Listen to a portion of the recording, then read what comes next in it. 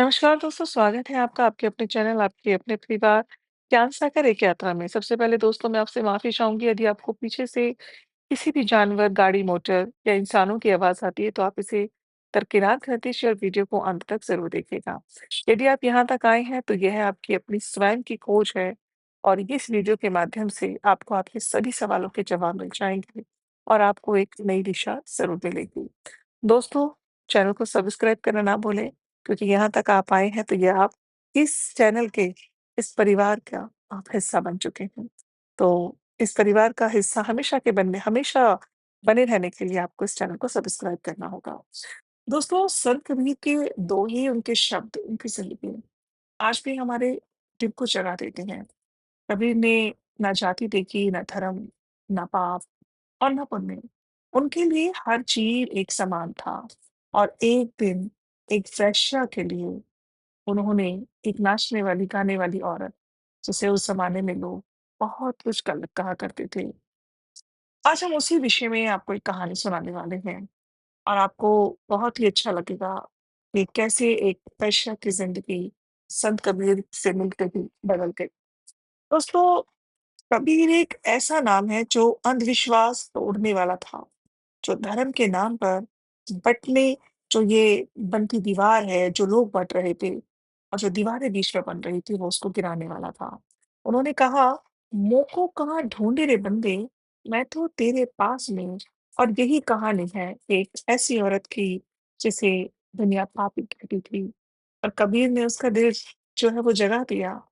कबीर और वेश्या की कहानी आप अंत तक सुनिएगा, आपको बहुत ही अच्छी शिक्षा मिलने वाली है। आइए सबसे पहले हम जान लेते हैं उस औरत के बारे में। वो औरत काशी के एक कोने में रहती थी। एक औरत जिसका नाम था सुंदरी। दुनिया उसे वेश्या कहती थी। नाच, गाना, महफ़िल उसकी ज़िंदगी। पैसे कमाना और लोगों को खुश करने में बीत जाती थी। पर रात के सुकून भरे समय में वो अक्सर अकेली होती थी। क्या मैं इसके लिए बनी हूँ? क्या मेरा कोई अपना नहीं? सब मुझे खरीदने आते हैं, पर मेरा दर्द कोई खरीदने वाला नहीं। और वो बहुत रोती थी। उसकी ये बेचैनी जो है वो आप उस दर्द से समझ सकते हैं कि जब आप कभी ऐसा फ़ील करते हैं, आप सबके लिए कर रही हैं, लेकिन फिर भी कहीं न कहीं आप अकेले हैं। तो सोचिए वह औरत उस ज़माने में, उस वक़्त कितना अकेला महसूस करती होगी, जब उन्हें शहर के नगर के बाहर रखा जाता था। एक दिन सुंदरी को एक संत के बारे में पता चला, जिसका नाम था कबीर, जो सबको एक नज़र से देखते थे। सुंदरी के मन में सवाल जगा दिया, क्या मैं जा सकती हूँ उनके पास? क्या वो मुझे भी स्वीकार कर लेंगे? लेकिन कबीर संत तो कबीर संत है। सुंदरी जो है वो कबीर जी के पास, घाट के पास गई और घाट के पास पहुँचती है, जहाँ पे संत कबीर बैठे हैं। तो कहती है सुंदरी, "संत जी, मैं पाप करती हूँ, लोग मुझे बदनाम करते हैं, क्या मुझे भी ईश्वर मिलेगा?" कबीर जी मुस्कुराए और मुस्कुराते हुए बोले, "बेटी, पाप तो तेरी रोटी नहीं, तेरा मन है। तू जो भी करती है ना, वो ज़रूरत से करती है, पर दिल से ईश्वर को भूल गई है। पाप को छोड़ने का एक ही तरीका है, ईश्वर को याद करना।" उन्होंने साफ अल्फाज़ों में समझाया कि बेटी, पाप तेरी रोटी नहीं है, तेरा मन है, जो तुझे बार-बार ये करने को कहता है और तू ज़रूरत से करती है, पर तेरे दिल से ईश्वर को तू भूल गई है और यदि तुझे पाप को छोड़ना है तो जगह किसको देनी होगी? ईश्वर को। उसे याद करना होगा और यही एक सच्चा तरीका है। कबीर जी ने एक दोहा बोला और कहा, "पाप ना देखो परानी का, देखो अपना मन। मन पवित्र जो कर लिया, सब जगत एक समान।" यानी कि दूसरे का पाप देखने की ज़रूरत नहीं है। देखना है यदि कोई चीज़ तो वो अपना मन देखो और अपने मन को पवित्र करो, उसके बाद आपको सारा जगत एक समान लगेगा। सुंदरी बोली, "पर मैं कैसे बदलूँ? मेरा काम ही तो मेरा बोझ है।" अच्छा देखिए, सबसे बड़ी बात कि सुंदरी को पता है कि वो बदलना तो चाहती है, पर बदले कैसे? क्योंकि अब तो दुनिया ने उसे, समाज ने बदनाम कर दिया और जो उसका काम है वही उस पर बोझ है। वो उस चीज़ को समझ रही है, इसलिए उसको ईश्वर की तलाश है, क्योंकि उसको सकून नहीं है। कभी-कभी आपको भी ऐसा लगता है क्या? यदि लगता है तो कमेंट करके बताइए। कभी-कभी अपनी ही ज़िंदगी बोझ लगती है, अपने आस-पास का माहौल आपको बोझ लगता है। कहीं कुछ अलग सी खोज है। आप चाहते हैं कि मैं ईश्वर में ही घुल जाऊँ। ऐसा होता है, बड़े लोगों के साथ होता है। उनको नहीं पता कि उनके अंदर एक अध्यात्म का बीज है, लेकिन बस वो अपनी उलझनों में फँसे हुए हैं। वो नहीं जा पा रहे, नहीं ढूँढ पा रहे। तो इस कहानी से आपको ये चीज़ तो समझ आएगी कि सुंदरी का सवाल था और उसके सवाल में ही उसका जवाब भी है। उसने क्या सवाल किया? पर मैं कैसे बदलूँ? मेरा तो काम ही मेरा बोझ है। यानी कि उसे पता है कि उसको बदलना तो है, पर उसका काम उसका बोझ है। तो कबीर जी कहते हैं दिल से ईश्वर को पुकार और देखिए जिंदगी कैसे बदलती है। उस एक बात ने ना सुंदरी के जो मन में ना एक आग लगा दी, खुद को बदलने की इच्छा की। उसको खुद को इतनी बदलने की इच्छा हुई, उसको लगा कि हाँ, अगर मेरा मन है यदि मैं उसे ही बदल लूँ, क्योंकि जो वो काम कर रही थी वो उसकी ज़रूरत थी। उसका मन उस चीज़ को कहीं न कहीं स्वीकार तो नहीं करता था। यदि मन स्वीकार कर रहा होता और उसे वो काम बोझ नहीं लग रहा होता, सोचिए ज़रा तो क्या होता? यदि उसे बोझ लग रहा है यानी कि मन भी स्वीकार नहीं कर रहा। मन में एक बीज रूपी अध्यात्म जो है वो अंदर है, पनप रहा है और वो तंग आ चुकी है, अपनी ज़िंदगी से निकलना चाहती है। तो क्या आप भी सुंदरी बनना चाहते हैं? सुंदरी की तरह अपनी ज़िंदगी बदलना चाहते हैं? कहानी को अंत तक देखिए और अपने मन में जो बोझ है, जो सवाल है उसको इस कहानी के माध्यम से ढूँढिए। सुंदरी ने ना अपना काम छोड़ दिया और उसने सोचा मैं रोटी कमाऊँगी, पर ईमानदारी से। उसने रोटी बनानी सीखी, कपड़े सिलने लगी और कबीर के दोहे याद करने लगी। सुंदरी देखिए कितनी मेहनत करने लगी। जो औरत ऐशो-आराम की ज़िंदगी जी रही थी, उसके कदम लोग चूमते थे, उसकी एक मतलब झलक पे लोग इतना पैसा दे दें, वो अच्छी ज़िंदगी जिए।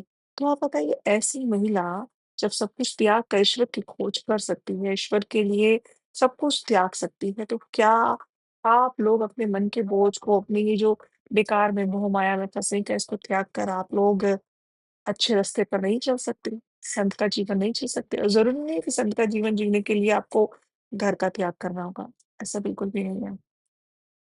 तो उनका जो वो दोहा था, वो बोलती थी, "बुरा जो देखन मैं चला, बुरा ना लइया कोई। जो मन खोजा अपना, आपना, मुझसे बुरा ना कोई।" सुंदरी इस दोहे को बार-बार गाती थी और बोलती थी।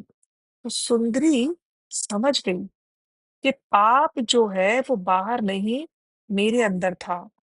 जैसे ही मन साफ हुआ, जीवन बदलने लगा। सालों बाद सुंदरी एक सेवा केंद्र चलाने लगी, जहाँ गरीब औरतें काम सीखती थीं। एक दिन जब कबीर घाट पर थे, तो सुंदरी ने हाथ जोड़कर कहा, "संत जी, आज मैं खुश हूँ, क्योंकि मैंने अपना मन साफ कर दिया।" कबीर जी मुस्कुराते हुए बोलते हैं, "जो अपने मन को साफ कर लेता है, उससे ईश्वर दूर नहीं रहता।" मैं फिर से दोहरा देती हूँ। कबीर जी कहते हैं जो अपने मन को साफ कर लेता है उससे ईश्वर दूर नहीं रहता। तो हमेशा अपने मन को साफ करें। कभी ये नहीं सोचना कि मैंने पाप किया, क्या पता आपसे बड़ा पापी कोई और हो? क्या पता जो पाप आप कर रहे हैं उसमें समाज भी तो था ना? अब सुंदरी की कहानी में क्या है कि सुंदरी अकेले पापी नहीं है। पापी वो पूरा गाँव, वो पूरा नगर था, वो समाज भी था, जिसने उसे करने पे मजबूर किया। है ना? कहीं न कहीं कोई भी उसको अपनी बहन बना के, उसको अपनी बीवी बना के उसके सर पे हाथ रख सकता था। पर ऐसा किसी ने नहीं किया, बल्कि उसको बदनाम करते गए और बदनाम करते गए। लेकिन जैसे ही सुंदरी ने अपना मन साफ किया, तो क्या हुआ? सब साफ हो गया, वो सबकी सेवा भी करने लगी, सब कुछ अच्छा होने लगा। कबीर जी का दोहा है, "मोको कहाँ ढूँढे रे बंदे, मैं तो तेरे पास में, ना मंदिर में, ना मस्जिद में, ना काबे कैलाश में।" कितनी अच्छी बात बोली है कबीर जी के इस दोहे में, कितनी प्यारे-प्यारे शब्द हैं जो मोतियों की तरह आपको एक माला में पिरो देंगे। इतनी अच्छी बात कही ना कि कहाँ ढूँढ रहे भई, कहाँ ढूँढ रहे हो आप? ईश्वर को कहाँ मंदिर में जा रहे हो, काबे जा रहे हो, कैलाश जा रहे हो, बेकार में ही पैसा लगा रहे हो, खर्च कर रहे हो, इधर ढूँढ ईश्वर उधर। आजकल सच बता रही हूँ मैं, जितनी भी धार्मिक आप लोग यात्राओं पे जाते हो, धर्म कर्म कम करते हो, मौज-मस्ती सपाटे के लिए जाते हो। जबकि धार्मिक यात्राएँ होती हैं मौन रखकर, सेवा भाव से एक वक़्त भोजन कर कर और चलते जाना है। और जो रास्ते में आए उसकी सेवा करनी है, उसकी मदद करनी है और किसी से बुरा अब नहीं बोलना, बुरा नहीं सुनना और किसी की चुगली नहीं करनी, किसी कुछ गलत नहीं करना, ऐसा तो कोई नहीं करता।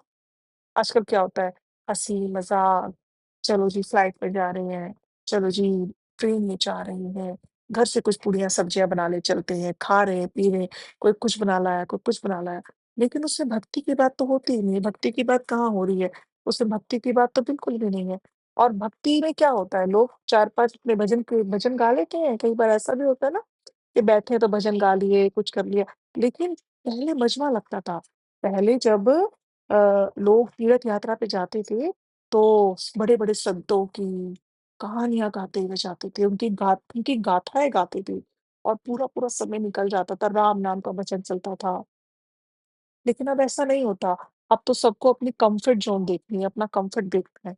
पहले तो ऐसा नहीं होता था और अब ऐसा होता है। तो क्या आपको लगता है कि आपकी सभी धार्मिक यात्राएँ जो आप करते हैं, वो पूरी हो जाती है? और बाहर कहाँ ईश्वर को ढूँढ रहे हैं? कबीर जी कहते हैं भी कि आप ही के भीतर है और यही बात बुद्ध ने बोली है, "अपों देखो भव, अपने मन का दीपक जलाओ।" श्री कृष्ण ने भी कहा है, "अहम ब्रह्मास्मि, मैं ही भगवान हूँ।" यानी आप स्वयं ही तो भगवान हैं, आपको बाहर कहीं नहीं जाना। कहीं नहीं जाना, आपकी साँसें ही आपका गुरु है। और आप बेकार में ये इधर जा, उधर जा, भजन, कीर्तन, जागरण, कहीं जाने की ज़रूरत नहीं है। मन को शांत करो, अपने मन को साफ करो और बाहर नहीं आपके भीतर ही तो ईश्वर है। सब कुछ मस्जिद, मंदिर, काबा, कैलाश सब आपके भीतर है। एक बार मन से ध्यान लगा के ईश्वर को याद करेंगे, सब आपको मिल जाएगा। कबीर और सुंदरी की जो ये कहानी है ना, ये हमें एक ही संदेश देती है। कोई भी व्यक्ति चाहे कितना भी भटक गया हो, अपने मन को सुधार कर ले, ईश्वर के पास पहुँच सकता है। पाप व्यक्ति नहीं करता, पाप तो मन करता है। सच बात है, कबीर जी के जो शब्द हैं ना, ये आज भी जीवन बदल देते हैं। आपने ना ये कब महसूस किया कि आपका मन जो है वो बदल गया है? आपने कब अपने मन को देखा? कमेंट करके मुझे ज़रूर बताइएगा और चैनल को लाइक करना ना भूलिएगा, सब्सक्राइब करना ना भूलिएगा। सॉरी, वीडियो को लाइक ज़रूर कर दीजिएगा और चैनल को सब्सक्राइब कर दीजिएगा। तो आपसे जल्द ही मिलेंगे नए आध्यात्मिक वीडियो में, तब तक अपना ध्यान रखिए। धन्यवाद जी।